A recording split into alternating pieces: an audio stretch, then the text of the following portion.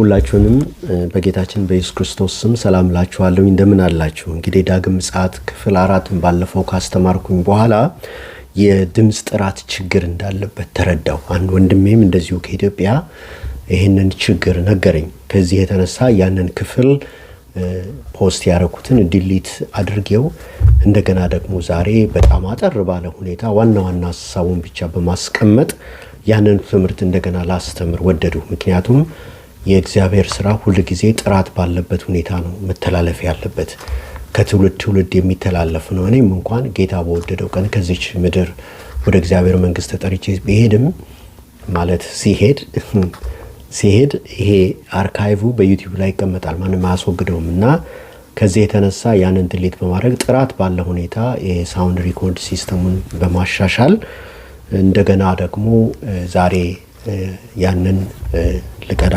ወሰነው፣ ላስተላልፍ ወሰነው። ስለዚህ እንደገና የማስተላልፈው ትምህርት ነው ማለት ነው። እና ዛሬ ግን አጠር አድርጌ ነው የማስተላልፈው፣ ዋና ሐሳቡን ብቻ ነው የማስተላልፈው ማለት ነው። ማቴዎስ ወንጌል ምዕራፍ 24ን በምናነብበት ሰዓት ጌታችን ኢየሱስ ክርስቶስ ከቁጥር 3 እስከ 8 ባለው ክፍል ላይ ሲናገር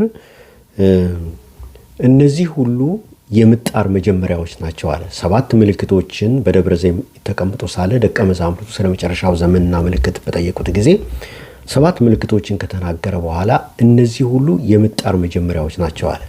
እንግዲህ እነዛን ምልክቶች በዳግም ምጽአት ክፍል 2 እና ዳግም ምጽአት ክፍል 3 ላይ ተምረናቸዋል። 7ቱን በሁለት ክፍል ከፍለን ማለት ነው። ዛሬ ግን የምንማረው ቁጥር 9 ላይ ያለው ነው። ይሄ እንግዲህ ዋናው ምጥ ነው። ከዚህ በኋላ የእግዚአብሔር ልጅ ጌታችን ኢየሱስ ክርስቶስ ከቁጥር 9 ጀምሮ የሚናገረው የመምጣቱን ምልክቶች ዋና የሆኑትን ነገሮች ነው ማለት ነው። እና ለምሳሌ አንዲት ሴት ምጧ ሲመጣ ከመውለዷ ከጥቂት ሰዓታት በፊት አልፎ ነው የምጡ ጣር ወይንም ፔኑ የሚሰማት። ነገር ግን ልጅ ለመውለድ ሲቀርብ ግን የምጡ ኢንቴንሲቲውና ፍሪኩዌንሲው ክብደቱና ድግግሞሹ እየጨመረ ይመጣል። በየ30 ደቂቃ፣ ከዛ በየ20 ደቂቃ፣ ከዛ በየ10 ደቂቃ፣ ከዛ የማያቋረጥ ፔን ነው የሚሰማት። የምጣር ማለት ልጁ ሊወልድ ተቀርቧል ማለት ነው። ልጁ ከተወለደ በኋላ ግን ታርፋለች። ልክ እንደዛው ጌታችን ኢየሱስ ክርስቶስ እነዛን 7 ምልክቶች ከ3 እስከ 8 በማቴዎስ ወንጌል ምዕራፍ 4 ላይ የተጻፉትን እነዛ የምጣር መጀመሪያዎች ናቸው አለ። ከአሁን በኋላ ግን የምነግራችሁ ዋናው ምልክት ነው። በቃ እነዚህ ምልክቶች በተከሰቱ ጊዜ መምጣቴ ቀርቧል እያለ ነው ጌታ የሚናገረው። ስለዚህ ከነዚህ ከዋና ምልክቶች መካከል ዛሬ 3ቱን ነው የምንማረው ማለት ነው። እና ይህም ደግሞ የሚገኘው ማቴዎስ ወንጌል ምዕራፍ 4 ከቁጥር 9 ላይ ይሆናል። እንደዚህ አለ። በዚያን ጊዜ ለመከራ አሳልፈው ይሰጧችኋል፣ ይገድሏችሁማል፣ ስለ ስሜም በአሕዛብ ሁሉ የተጠላችሁ ትሆናላችሁ አለ። እነዚህ 3ቱ ነገሮች በሚከሰቱበት ጊዜ ማለት ስደት ሲነሳ ለመከራ አሳልፈው ይሰጧችኋል የሚለው ስደት ሲነሳ በቤተ ክርስቲያን ላይ እንዲሁም በግል አገልጋዮች ላይ ሲነሳ፣ በአማኞች ላይ ሲነሳ፣ አማኞች ደግሞ በሚገደሉበት ጊዜ ከወንጌሉ የተነሳ አማኞች በሚገደሉበት ጊዜ፣ በሶስተኛ ደረጃ ደግሞ ስለ ክርስቶስ ኢየሱስ ስም በአሕዛብ ሁሉ የተጠሉ ሲሆኑ እነዚህ ጌታችን ኢየሱስ ክርስቶስ የመገለጡ ቀን ቀርቧል እያሉ የሚያውጁ ዋና ምልክቶች ናቸው ማለት ነው። ዛሬ እነዚህ 3ቱን ብቻ ነው እንግዲህ የምንመለከተው። የእግዚአብሔርን ቃል በምናነብበት ጊዜ ሐዋርያት ሥራ ምዕራፍ 3 ከ1 እስከ 10 ባለው ቦታ ላይ ከእናቱ ማኅፀን ጀምሮ አንካሳ የሆነ ሰው ጴጥሮስና ዮሐንስ ፈወሱ። ከዚህ የተነሳ ስደት አይደለም፣ አስተውሉ፣ ስደት ሳይሆን ተቃውሞና ተግታሮት በካህናት አለቆች እና በሰዱቃውያን በፈሪሳውያን በዛን ዘመን የነበሩ የመቅደስ አገልጋዮች ተነሳባቸው። ያን ድንቅና ታምራት አይተው ከእናቱ ማኅፀን ጀምሮ ለ38 ዓመት ያህል በዛው በቤተ መቅደስ ደጃፍ ላይ ተቀምጦ ይለምን የነበረ አይሁድ ሁሉ የሚያውቁት ያ ሰው በጌታ በኢየሱስ ስም ሐዋርያትና ዮሐንስ በፈወሱት ጊዜ ከቅናት የተነሳ ተቃውሞን አስነሱ። ያ እንግዲህ ስደት አልነበረም፣ ተቃውሞና ተግታሮት ነው። ወደ ሐዋርያት ሥራ ምዕራፍ 5 ደግሞ በምንሄድበት ሰዓት ሌላ ደግሞ ተቃውሞና ተግታሮት ሲነሳ እንመለከታለን። ያንን እናንተ ከ12 እስከ 17 ባለው ክፍል ማንበብ ትችላላችሁ። ነገር ግን ዋናው በቤተ ክርስቲያን ላይ ስደት የተነሳው ከሐዋርያት ሥራ ምዕራፍ 8 ጀምሮ ያለውን ስናነብ ነው።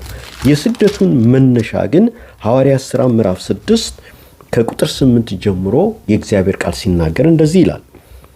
እስጢፋኖስም ጸጋንና ኃይልን ተሞልቶ በሕዝቡ መካከል ድንቅና ታላቅ ምልክትን ያደርግ ነበር ይላል። እስጢፋኖስ ከ12ቱ ሐዋርያት መካከል አንዱ አልነበረም፣ ነገር ግን ዲያቆን ነበር። ግን የእግዚአብሔር መንፈስ ኃይልና ቅባት በሱ ላይ ነበር። ወንጌልን በድንቅና በተአምር በብዙ ምልክቶች ነበረ ይሰብክ የነበረው፣ ከዲቁና አገልግሎት አብሮ ማለት ነው። እና ያለምንም ፍርሃት ነበረ ይሰብክ የነበረው። የነፃ ወጪዎች ከተባለችው ምኩራብ ከቀሬናና ከእስክንድሪያም ሰዎች ከቂልቅያና ከእስያ ከነበሩት አንዳንዶቹ ተነስተው እስጢፋኖስን ይከራከሩት ነበር። ይናገርበት የነበረውን ጥበብና መንፈስ ይቃወሙ ዘንድ አልቻሉም። የሃይማኖት ሰዎች ተነስቶ በዚያን ዘመን የነበሩ አይሁዶች ተነሱና ይከራከሩት ነበር። ነገር ግን ይናገረውን የነበረውን ጥበብና መንፈስ ሊቃወሙ ዘንድ አልቻሉም። በፍጹም አልቻሉም። በዚያን ጊዜ በሙሴ ላይ በእግዚአብሔርም ላይ የስድብን ነገር ሲናገር ሰምተነዋል የሚሉ ሰዎች አስነሱ። የእግዚአብሔር ክብርና የእግዚአብሔር ቅባት የእግዚአብሔር ኃይል በአንድ አገልጋይ ላይ ሲገለጽ ያን ጊዜ ታውቃላችሁ የሐሰት ክስ ይነሳል። በዚያ ላይ ሰው ላይ ያልሰራውን ነገር ሰራ ብሎ ዲያብሎስ የእርሱ የሆኑ ሰዎችን ያስነሳና ይህንን ክስ በዚያ ሰው ላይ ይመሰርታል። ይሄ ቬሪ ኮመን ነው፣ በዚህ ዘመንም ያለ ነው። እንደዚህ አይነት ክስ በሚነሳበት ሰዓት በዚያ ሰው ላይ የእግዚአብሔር ክብር አለ ማለት ነው። የእግዚአብሔር ኃይል የእግዚአብሔር እጅ አለች ማለት ነው። ሕዝቡንና ሽማግሌዎችንም ጻፎችንም አናደዱ። ቀርበው ያዙት፣ ወደ ሸንጎም አመጡትና ይህ ሰው በዚህ በተቀደሰው ስፍራ በሕግም ላይ የስድብን ነገር ለመናገር አይተውም። ይህ የናዝሬቱ ኢየሱስ ይህን ስፍራ ያፈርሰዋል፣ ሙሴም ያስተላለፈልን ሥርዓት ይለውጣል ሲል ሰምተነዋልና የሚሉ የሐሰት ምስክሮች አቆመ ይላል። የእግዚአብሔር ክብር የሚገለጥባቸው ሰዎች ካላችሁ የሐሰት ክስ በእናንተ ላይ ሊነሳ ይችላል። ያን ኤክስፔክት አድርጉ። ያን ጊዜ የእግዚአብሔር ክብር በእናንተ ላይ እንደተገለጸ ምልክቱ ነው። ሰይጣን በዚህ መንገድ ነው በአንደኛው የእግዚአብሔር ክብርና ኃይል የሚገለጥባቸውን ሰዎችን ለመቃወም የሱ ሰዎችን አስነስቶ ውጊያ የሚያስነሳው። በሸንጎም የተቀመጡት ሁሉ ትኩር ብሎ ሲመለከቱት እንደ መልአክ ፊት ሆኖ ፊቱን አዩት ይላል። ወደ ምዕራፍ 7 ከ54 ጀምሮ እስከ 60 ስናነብ በሸንጎ ፊት አቆሙት በፍርድ እስጢፋኖስ ወንጌል ስለሰበከ። ይህንም በሰሙ ጊዜ በልባቸው በጣም ተቆጡ፣ ጥርሳቸውን ማፋጩበት። መንፈስ ቅዱስንም ተሞልቶ ወደ ሰማይ ትኩር ብሎ ሲመለከት የእግዚአብሔርን ክብር ኢየሱስንም በእግዚአብሔር ቆሞ አየና እነሆ ሰማያት ተከፍተው የሰው ልጅም በእግዚአብሔር ቀኝ ቆሞ አያለው አለ ይላል። አሁን በቤተ ክርስቲያን የመጀመሪያው መስዋዕት ሆኖ ሊያልፍ የተዘጋጀ ሰው ነበር። በአጠቃላይ ከደቀ መዛሙርቱ መካከል ማለት ነው። በእርግጥ ከሐዋርያት መካከል የመጀመሪያው መስዋዕት ሆኖ ያለፈው ያዕቆብ ነው። ነገር ግን ከአጠቃላይ ከደቀ መዛሙርቱ መካከል በክርስቶስ ኢየሱስ አምኖ ጌታን ለማገልገል ቆርጠው ከተነሱ ከነዛ ከ500ዎቹ ደቀ መዛሙርቱ መካከል ወይንም ደግሞ በበዓለ ሃምሳ ቀን መንፈስ ቅዱስን ከተሞሉት ከ120ዎቹ መካከል ይሄ እስጢፋኖስ ነው እንግዲህ የመጀመሪያው መስዋዕት የሆነው ማለት ነው በአጠቃላይ። ስለዚህ ይሄ የመጀመሪያው መስዋዕት ሆኖ ወንጌልን በድፍረት ተቃውሞዎች ቢነሱበትም ሳይበገር፣ ሳይፈራ፣ ሳይፍረከረክ ኢየሱስ ክርስቶስን እየሰበከ ያለ ይሄ ሰው በድንጋይ ተወግሮ ሊሞት የቀረበበት ሰዓት ነበር። ስለዚህ የእግዚአብሔር ልጅ ጌታችን ኢየሱስ ክርስቶስ ይሄንን ሰው ለመቀበል ከዙፋኑ ተነሳ። ይሄንን ሰው ወደ ዘላለማዊ መንግስቱ ዌልካም ለማለት የእግዚአብሔር ልጅ ጌታችን ኢየሱስ ክርስቶስ ከዙፋኑ ተነሳ። በዙፋኑ ላይ ቁጭ ብሎ ሊቀበለው አልፈለገም። በቃ ለምሳሌ በጣም የምትወዱት ሰው ወደ ቤታችሁ በሚመጣበት ጊዜ ቤት ግብላችሁ ነው ተነስታችሁ የምታቅፉት አይደለም?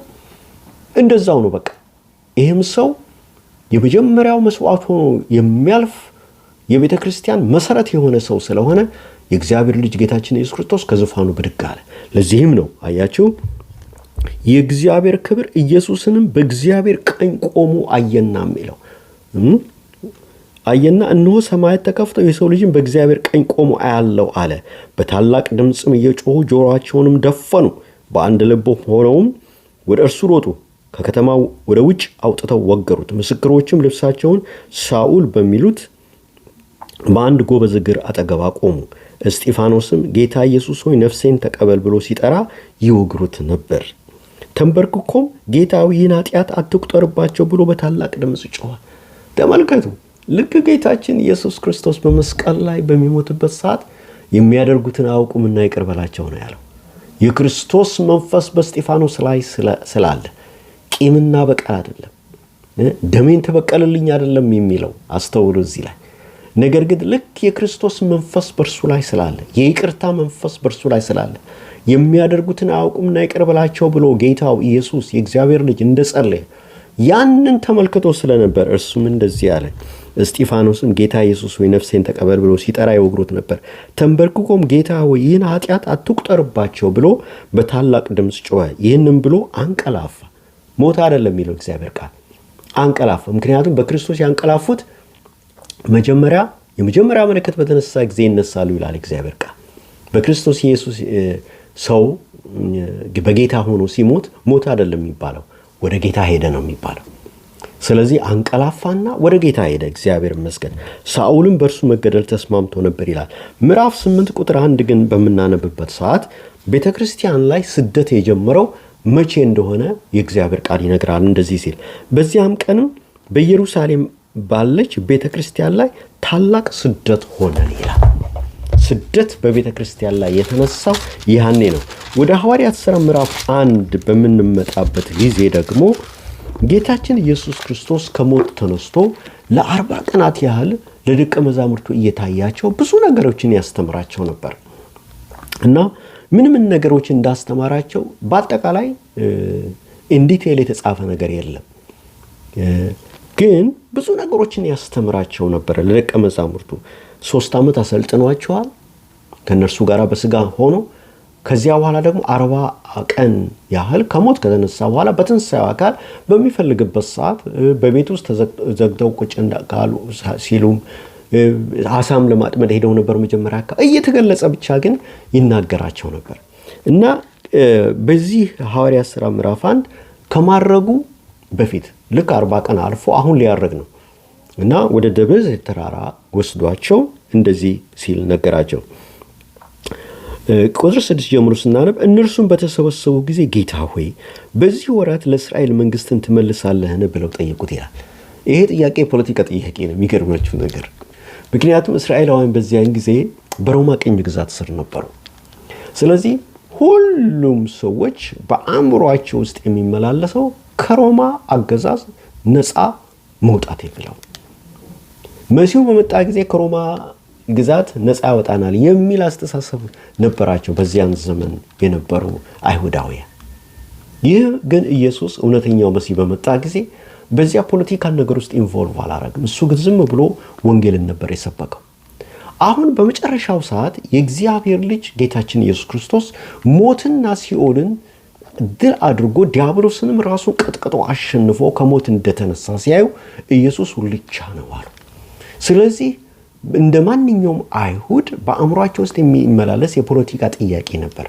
ከዚህ ከሮማውያን ግዛት ነፃ ወጥተን እስራኤል የራሷን መንግስት የምትመሰረተው መቼ ነው ብለው ይህንን ጥያቄ እንዲመልስላቸው በትንሣኤው አካል በመካከላቸው ቆሞ ሳለ ይህን ጥያቄ ጠየቁት። ይገርማል። እነርሱም በተሰበሰቡ ጊዜ ጌታ ሆይ በዚህ ወራት ለእስራኤል መንግስትን ትመልሳለህን ብለው ጠየቁት። ይህን የፖለቲካ ጥያቄ ጌታ የመለሰላቸው ይመስላችኋል? አይደለም። ምንድን ነው ያላቸው? እርሱም አብ በገዛ ስልጣኑ ያደረገውን ወራትንና ዘመናትን ታውቁ ዘንድ ለእናንተ አልተሰጣችሁም አለ። ከዚህ የፖለቲካ አስተሳሰብ አእምሯችሁን ነፃ አድርጉ አለ። ሁሉም ነገር እግዚአብሔር የወሰነው ነው። ሁሉም ነገር በእግዚአብሔር ሰዓትና ጊዜ እስራኤል ከሮማውያን ግዛት ነፃ የምትወጣበት ዘመን አለ። እናንተ ግን የተጠራችሁት የፖለቲካ ጥያቄ አእምሯችሁን ጨፍኖ ይዞት በዚያ የወንጌሉን ስብከት ችላ እንድትሉ አይደለም። እናንተ የተጠራችሁት በአንድ ሐሳብ፣ በአንድ ልብ ፎከሳችሁ ወንጌልን መስበክ ብቻ ሆኖ ወንጌልን እንድትሰብኩ ነው። ስለዚህ አላቸው ከዛ ከፖለቲካ አስተሳሰብ አእምሯቸውን ነፃ ካወጣ በኋላ ነገር ግን መንፈስ ቅዱስ በእናንተ ላይ በወረደ ጊዜ ኃይልን ተቀበላላችሁ። በቃ መንፈሳዊ ሆኖ ነው። ሌላውን ለጌታ ተውለት። ከሮማ ግዛት እስራኤል ነፃ ትውጣ ጸልዩ፣ እሱ ተውለት። በዚያ አእምሯችሁን ኦኩፓይድ አታድርጉት። አእምሯችሁን ኦኩፓይድ ማድረግ ያለባችሁ ልባችሁና መንፈሳችሁ ሁሉ በአንድ ላይ በአንድ ሐሳብ ተስማምቶ ወደፊት መሄድ ያለበት ወንጌል በመስበክ ስራ ላይ ነው። ሰዎችን ከድቅድቅ ጨለማ ወደሚደነቀው ብርሃን ወደ ማውጣት በቃ ኢየሱስ ጌታ ነው፣ ኢየሱስ አዳኝ ነው ብላችሁ ወደ መስበክ ወደዚያ ብቻ ነው መሄድ ያለባችሁ። ያኛውን ከሮማ ግዛት እስራኤል ነፃ የምትወጣ እግዚአብሔር ይወስነዋል፣ በሱ አይደለም አእምሯችሁ መያዝ ያለበት። ያንን ለጌታ ተውለት አለ። ስለዚህ እናንተ የተጠራችሁት አሁን ወንጌልን ለመስበክ ነው፣ እኔም የሞትኩት ለዛ ነው አላቸው። ነገር ግን መንፈስ ቅዱስ በእናንተ ላይ በወረደ ጊዜ ኃይልን ትቀበላላችሁ፣ በኢየሩሳሌም በይሁዳም ሁሉ በሰማርያም እስከ ምድር ዳርም ድረስ ምስክሮቼ ትሆናላችሁ አላቸው። ይኸውላችሁ አያችሁ፣ በኢየሩሳሌም በይሁዳ በሰማርያ እስከ ምድር ዳርቻ ድረስ ምስክሮቼ ትሆናላችሁ። ይሄ ነው። ወደ ማቴዎስ ምዕራፍ 28 ስናደርግ ሂዱና ለፍጥረት ሁሉ ወንጌልን ስበኩ፣ ከዚያ መጨረሻ ይሆናል ያላቸው። ነገር ግን ደቀ መዛሙርትን በምንመለከትበት ሰዓት እስጢፋኖስ የተገደለው ጌታችን ኢየሱስ ክርስቶስ ከሞት ተነስቶ ካረገ ከ2 ዓመት በኋላ ነው። የቤተ ክርስቲያን ታሪክን በምናነብበት ጊዜ እና ለ2 ዓመት ሙሉ ሂዱና በኢየሩሳሌም በይሁዳ በሰማርያ በምድር ዙሪያ ሁሉ ወንጌልን ስበኩ፣ ሂዱና ለፍጥረት ሁሉ ወንጌልን ስበኩ የሚለውን የእግዚአብሔርን ቃል ረስተው እነርሱ በኢየሩሳሌም ውስጥ ብቻ ቁጭ ብለው ነበር 2 ዓመት ሙሉ። ወንጌልን ቢሰብኩ በዚያው፣ ቢጸልዩም በዚያው፣ ቢመሰክሩም በዚያው፣ ቢፈውሱም በዚያው እዛው ኢየሩሳሌም ውስጥ። ጌታ ምንድን ያላችሁ? ሂዱና ለፍጥረት ሁሉ ወንጌልን ስበኩ። በይሁዳ ከኢየሩሳሌም ወጣችሁ በኢየሩሳሌም በይሁዳም በሰማርያም በምድር ዙሪያ ሁሉ ወንጌል ስበኩ ነው ያለ። እነሱ ግን 2 ዓመት ሙሉ እዚያ ቁጭ ብለው ነበር። ይሄ የወንጌሉ ቃል በዚያው በኢየሩሳሌም ታፍኖ ሊቀመጥ ነው ማለት ነው እንግዲህ። ስለዚህ ስደት መነሳት አለበት። አሁን ስደት በሚነሳበት ሰዓት የሆነው ምንድን ነው? ሮሜ ምዕራፍ 8 ቁጥር ሐዋርያ ሥራ ምዕራፍ 8 ቁጥር 8 ስናነብ በዚያም ቀን በኢየሩሳሌም ባለች ቤተክርስቲያን ላይ ታላቅ ስደት ሆነ ይላል። ከዚያስ ስደቱ ለጥፋት ሆነ እንዴ? ስደቱ ለቤተ ክርስቲያን መጥፋት ሆነ እንዴ? መፍረስ ሆነ እንዴ? ለወንጌል ሥራ መቆም አይደለም። እንዳውም ስደቱን እግዚአብሔር ወንጌልን በምድር ዙሪያ ሁሉ እንዲሰራጭ ምክንያት አድርጎ ተጠቀመበት። የእግዚአብሔር ሐሳብ ነበር። ሁሉም ይላል ከሐዋርያትም በቀር ወደ ይሁዳና ወደ ሰማርያ አገሮች ተበተኑ ይላል። አያችሁ፣ የእግዚአብሔር ቃል ሂዱና በኢየሩሳሌም በይሁዳ በሰማርያ በምድር ዙሪያ ሁሉ ወንጌል ስበኩ አይደለ ያለው። ከዚህ ይሄ ስደት ባመጣ ኖሮ እዚያው ነበር የሚቀመጡት። ስደቱ ከመጣ በኋላ ግን የእግዚአብሔርን ቃል ስናነብ በዚያም ቀን በኢየሩሳሌም ባለች ቤተክርስቲያን ላይ ታላቅ ስደት ሆነ። ሁሉም ከሐዋርያትም በቀር ወደ ይሁዳና ወደ ሰማርያ ሀገሮች ተበተኑ። በጸሎቱም የተጉ ሰዎች እስጢፋኖስን ቀበሩት። ታላቅ ልቅሶ ማለቀሰለት። ሳውል ግን ቤተክርስቲያንን ያፈርስ ነበር። ወደ ሁሉም ቤት እየገባ ወንዶችንም ሴቶችንም እየጎተተ ወደ ወህኒ ያሳልፎ ይሰጥ ነበር። የተበተኑትም ቃሉን እየሰበኩ ዞሩ ይላል። ፊልጶስም ወደ ሰማርያ ከተማ ወርዶ ክርስቶስን ሰበከላቸው ይላል። አያችሁ፣ ሂዱና ለፍጥረት ሁሉ ወንጌል ስበኩ በይሁዳም በኢየሩሳሌም በይሁዳም በሰማርያም በምድር ዙሪያ ሁሉ ያለው የእግዚአብሔር ቃል በዚህ ስደት ምክንያት ምን ሆነ? ተፈጸመ። እግዚአብሔርን ለሚወዱት እንደ ሐሳቡም ለተጠሩት ነገር ሁሉ ለበጎ እንዲደረግ እናውቃለን። ነገር ሁሉ ለበጎ ሆነ። እግዚአብሔር ይመስገን። ታውቃላችሁ፣ ቶማስ ወደ ህንድ ሄዶ ሞተ። ማቴዎስ ደግሞ የሚገርማችሁ ነገር ወደ ኢትዮጵያ መጥቶ ነው የተገደለው። በዚያን ጊዜ የነበሩ ጣዖት አምላኪ ነገስታት ህዝቡ ተነሳበት ስለነበሩ ህዝቡ ተነሳበት። ከነሱ የጣዖት አምልኮ ውጪ የሆነ ኢየሱስ አንድ አምላክ እግዚአብሔር አለ ብሎ ሲሰብክ በዚያ የተነሳ በቀስት ገለው በስዋዕት ሆኖ በኢትዮጵያ ውስጥ እንዳለፈ የቤተክርስቲያን ታሪክ ይናገራል። እና የሐዋርያት ደም ኢትዮጵያ አለባት። የሐዋርያት የማቴዎስ የሐዋርያት ደም ኢትዮጵያ አለባት። እና ስለ ኢትዮጵያ በብዙ መጸለይ ያስፈልጋል። ታውቃላችሁ፣ ብዙ መጸለይ ያስፈልጋል። እና ነገር ግን የወንጌሉ ቃል በምድሩ ዙሪያ ሁሉ ከዚያ ስደት በኋላ ተበተነ። የወንጌሉ ቃል ተሰበከ። ማቴዎስም ምንም እንኳን በኢትዮጵያ ውስጥ መስዋዕት ሆኖ ቢያልፍም የሱ የወንጌል ዘር ዛሬ ብዙዎቻችን ኢየሱስን እንደ ግል አዳኛችን አድርገን እንድንቀበል ሆኗል ማለት ነው። እግዚአብሔር የተባረከና የተመሰገነ ይሁን። እንግዲህ 195 የሚሆኑ ሀገሮች በዩናይትድ ኔሽን ተመዝግበዋል። በአሁኑ ጊዜ የዩናይትድ ኔሽን አባላት ናቸው። እና ከነዚህ 195 ከሚሆኑ የዓለማችን የዩናይትድ ኔሽን አባላት ከሆኑ ሀገሮች መካከል ማለት ነው በአስሩ ከፍተኛ የሆነ ስደት፣ የቤተ ክርስቲያን ስደት፣ የአማኞች ስደት በአስሩ ሀገሮች ውስጥ በከፍተኛ ደረጃ ይካሄዳል። ነገር ግን ከ195 ሀገሮች መካከል በ50 ሀገሮች ከፍተኛ የሆነ የቤተ ክርስቲያን ስደት ሲኖር፣ በእነዚህ አሁን ስማቸውን በምጠራው በአስሩ ግን ስቴት ስፖንሰር የሆነ ፐርሲኩዌሽን፣ ክርስቲያንስ ፐርሲኩዌሽን ይካሄዳል ማለት ነው። ይካሄዳል። አንደኛው ሰሜን ኮሪያ ነው። በሰሜን ኮሪያ ውስጥ ቤተ ክርስቲያን የለም።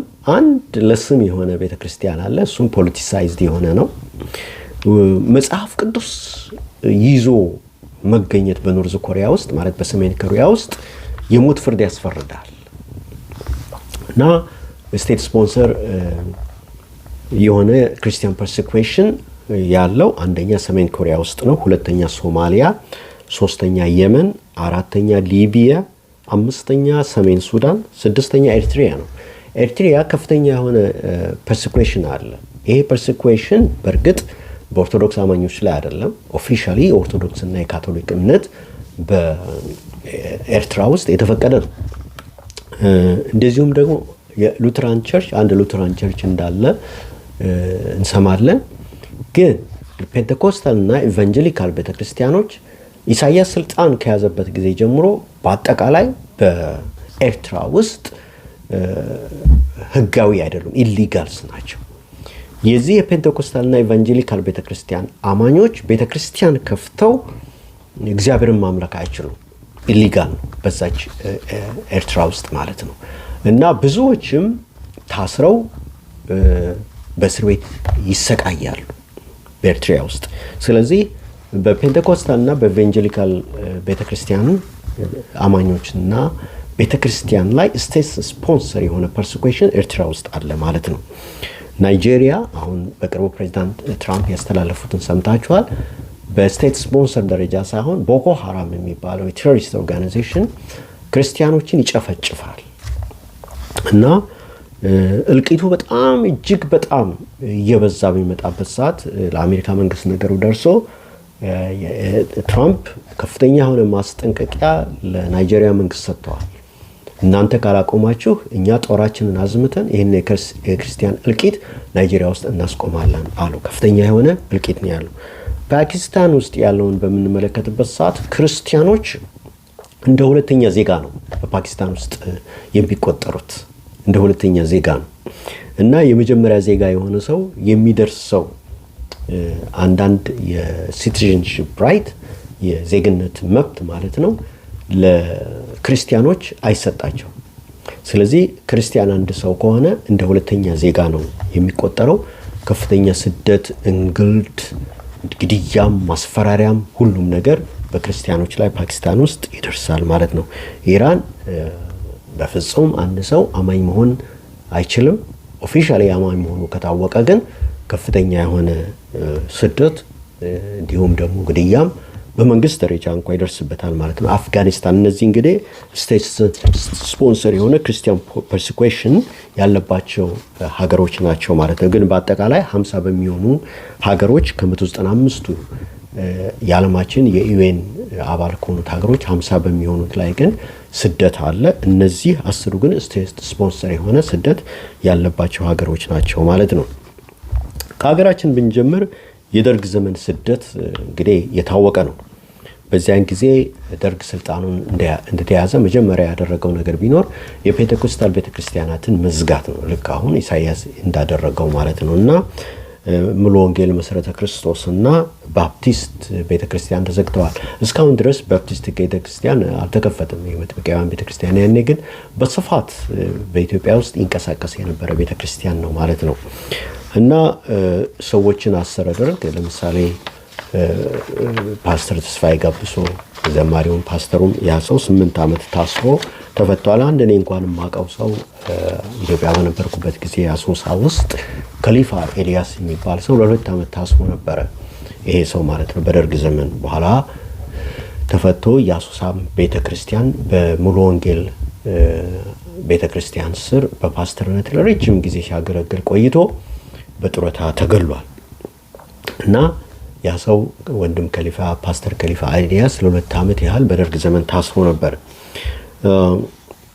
እንግዲህ እንደዚህ አይነት ስደቶች በሀገራችንም ቢሆን ተከስተው ነበር ማለት ነው። በዚያ በሐዋርያት ዘመን በቤተ ክርስቲያን ላይ የነበረው ተቃውሞ ከሐዋርያት ሥራ ምዕራፍ 3 ጀምሮ ተቃውሞ መጨረሻም ደግሞ ሐዋርያት ሥራ ምዕራፍ 8 ላይ የተነሳው ከፍተኛው ስደት ቤተ ክርስቲያን ተበትና ወንጌልን በመላው ዓለም እንድታሰራጭ እግዚአብሔር የተጠቀመበት መንገድ ማለት ነው። በሁለት አቅጣጫ ነበር የተነሳው። አንደኛው በአይሁድ ነው። አይሁድ ቅናት ሞልቶባቸው በቅናት መንፈስ ተነሳስተው አዲስ ሃይማኖት ማመጡ በሚል የሃይማኖት መልክ የያዘ ስደት እና ተቃውሞ ነበር የተነሳው። ሁለተኛው ግን ከሮማውያን የፖለቲካ መልክ የያዘ ስደት ነበር የተነሳው። ይሄ ምንድነው? ሌላ ንጉስ አለ ያሉ ይሰብካሉ ከቄሳር ውጭ። እንደዚህ ፖለቲካ የሆነ ፖለቲሳይዝድ የሆነ በሁለት መልክ ነበር፣ የሃይማኖት መልክና የፖለቲካ መልክ የያዘ። በአይሁድ በኩል የፖለቲካ መልክ የአይሁድ በሃይማኖት መልክ የያዘ፣ በሮማውያን በኩል ደግሞ የፖለቲካ መልክ የያዘ ስደት ነበር የተነሳው ማለት ነው። እንግዲህ በሰሜን ኮሪያ ያለውን የስደት አይነት ተመልክተናል። አብሶሉትሊ ስቴት ስፖንሰር የሆነ ስደት ነው በዛች ሀገር ውስጥ ያለው። መጽሐፍ ቅዱስ ይዞ መገኘት በሞት ያስቀጣል። አማኞች ግን አሉ በሚስጥር ድምጻቸውን ዝቅ አድርገው በአፓርትመንቶቻቸው ውስጥ ይጸልያሉ ማለት ነው። ግን አሉ። ጌታ ሁሉም ቦታ ቅሬታ አለው። ወደ ቻይና በምንሄድበት ጊዜ ቻይና ውስጥ እንደዚሁ በክርስቲያኖች አካባቢ ስደት አለ። በእርግጥ ብዙ ክርስቲያኖች በቻይና ውስጥ እየፈሉ ነው ያለው። እንደሰማነው ከሆነ ወደ 98 ሚሊዮን የሚሆኑ ክርስቲያኖች ከ1.3 ቢሊዮን ከሚሆነው የቻይና ሕዝብ መካከል አሁን ጌታን እየተቀበሉ ሰዎች እየዳኑ እንደሆነ እንሰማለን። ነገር ግን የቻይና ኮሚኒስት መንግስት ከፍተኛ የሆነ ስደት ነው በእነዚህ ክርስቲያኖች ላይ በቁጥርም እየበዙ ቢሆን የሚያመጣው። ለምሳሌ ከ18 ዓመት በታች የሆነ ልጅ ከወላጆቹ ጋር ወደ ቤተ ክርስቲያን እንዳይሄድ አዟል። ስለዚህ ወላጆች ልጆቻቸውን ወደ ቤተ ክርስቲያን ይዘው መሄድ አይችሉም ማለት ነው። ከዚህም ባሻገር ደግሞ የተለያዩ ምክንያቶችን ይፈጥራሉ። ለምሳሌ በአገልጋዮች ላይ የሐሰት ክስ ይመሰርታሉ። በተለይ ፔንቴኮስታል ቤተክርስቲያን ውስጥ የሚያገለግሉ አገልግሎች ላይ የሐሰት ክስ ከሰው ያስሯቸዋል እና ቤተክርስቲያን ይዘጋሉ። እንዲህ አይነት ከፍተኛ የሆነ ስደት በቻይና ውስጥ አለ ማለት ነው። ለዚህ ነው እንግዲህ የእግዚአብሔር ቃል ሲናገር በማቴዎስ ወንጌል ምዕራፍ 24 ላይ እንደዚህ ይላል። ማቴዎስ ወንጌል ምዕራፍ 24 ላይ በዚያን ጊዜ ለመከራ አሳልፈው ይሰጧቸዋል ይላል። ይህ እንግዲህ አንደኛው በዓለማችን ውስጥ የሚከሰተው ስደት ነው። ሁለተኛ ደግሞ የእግዚአብሔር ቃል ሲናገር ይገድሏቸዋል ይላል። ኦፕን ዶርስ የሚለው የክርስቲያኖችን ስደት እየተከታተለ ሪፖርት የሚያቀርበው ለሂውመን ራይት ለትላልቅ መንግስታት የአውሮፓውያን መንግስታት እና ለአሜሪካ መንግስት ሪፖርት የሚያቀርበው ኦፕን ዶርስ የተባለው የክርስቲያኖች ጠበቃ የሆነ ድርጅት ነው። ይሄ ድርጅት እንዳወጣው በ2021 4761 ሰዎች በክርስትና እምነት ምክንያት በዓለማችን በአጠቃላይ ተገድለዋል። ይሄ እንግዲህ ሪፖርት የቀረበው ብቻ ነው። በ2022 ደግሞ 5898 ሰዎች ተገድለዋል።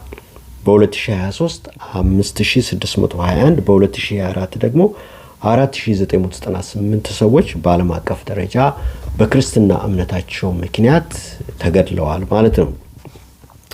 የሚቀጥለው ሶስተኛው ደግሞ የእግዚአብሔር ቃል ሲናገር ስለ ስሜ በአሕዛብ ሁሉ የተጠላችሁ ትሆናላችሁ ይላል። ሰሜን ኮሪያ ውስጥ ክርስቲያን መሆን ከፍተኛ የሆነ ስደት አለው። ሳውዲ አረቢያ ውስጥ ክርስቲያን ሆንክ የሚለው ነገር ከተሰማ በህዝቡ ዘንድ ሁሉ ከፍተኛ የሆነ መናቅና ጥላቻ ስደትም ያስከትላል። በዛ ሀገር ውስጥ መጽሐፍ ቅዱስ ይዞ መገኘት አይቻልም፣ አይፈቀድም። አፍጋኒስታን፣ ሶማሊያና ኢራንም ደግሞ እንደዚሁ ማለት ነው። እና እንዲህ ነው እንግዲህ ወገኖች ወይ በቤተ ክርስቲያን ላይ እንደዚህ አይነት ስደት ከሐዋርያት ዘመን ጀምሮ ጌታችን ኢየሱስ ክርስቶስ እስከሚገለጥበት ጊዜ ድረስ ይቀጥላል። ይሄ እንግዲህ የምጣር ዋናው በቃ ጌታ ኢየሱስ ክርስቶስ መገለጫው ቀርቧል እያሉ ከሐዋርያት ሰዓት ጀምሮ በዘመን ጀምሮ እያወጁ ያሉ ትንቢቶች ናቸው ማለት ነው። እና ጌታ ሊመጣ ቀርቧል። እንግዲህ ጌታን ያልተቀበላችሁ ሰዎች ዘመኑ ወደ ፍጻሜ ስለቀረበ ልባችሁን በመክፈት የእግዚአብሔር ልጅ ጌታችን ኢየሱስ ክርስቶስን እንደ ግል አዳኛችሁ አድርጋችሁ ተቀበሉ። እና ይህን መልእክት ከሰማችሁ በኋላ ጌታን ለመቀበል ፈቃደኛ የሆናችሁ ሰዎች አይኖቻችሁን ጨፍናችሁ እኔ ከምለው በኋላ ይህንን በሉ። ከዚያ በኋላ ግን ወደ ቅርባችሁ ወዳለው ኢቫንጀሊካል ቤተክርስቲያን በመሄድ የክትትል ትምህርት ተምራችሁ እነሱ እንደሚላችሁ አድርጉ ማለት ነው። እና እንጸልይ። ጌታ ሆይ ከኔ በኋላ በሉ። ጌታ ለመቀበል የምትፈልጉ ሰዎች ጌታ ሆይ አንተ የእግዚአብሔር ልጅ እንደሆንክ አምናለሁ። ለእኔ ስትል በቀራንዮ መስቀል ላይ እንደሞትክ አምናለሁ። የሞት ዕዳዬንም ከፍለህ ከሞት ዕዳ ተጠያቂነት ነፃ እንዳወጣኝ አምናለሁ። በቀራንዮ መስቀል ላይም ደምህን አፍስሰህ ኃጢአቴን ስናዘዝ ደምህ ኃጢአቴን ሁሉ እንደሚያነጻኝ አምናለሁ። ጌታ ሆይ አንተ የእግዚአብሔር ልጅ ነህ። ስሜን በሕይወት መጽሐፍ ላይ ጻፈው። በስምህ አምናለሁ። ኃጢአቴንም በደምህ እጠብና አንጻ። ስለ ስም ስትል ይህን አድርግ። በመንግሥትህም ተቀበለኝ። ይህን ሁሉ እግዚአብሔር አባት ሆይ በልጅ በኢየሱስ ስም ጸልያለሁ። አሜን። እግዚአብሔር ይመስገን። ጌታ ኢየሱስ ይባርካችሁ።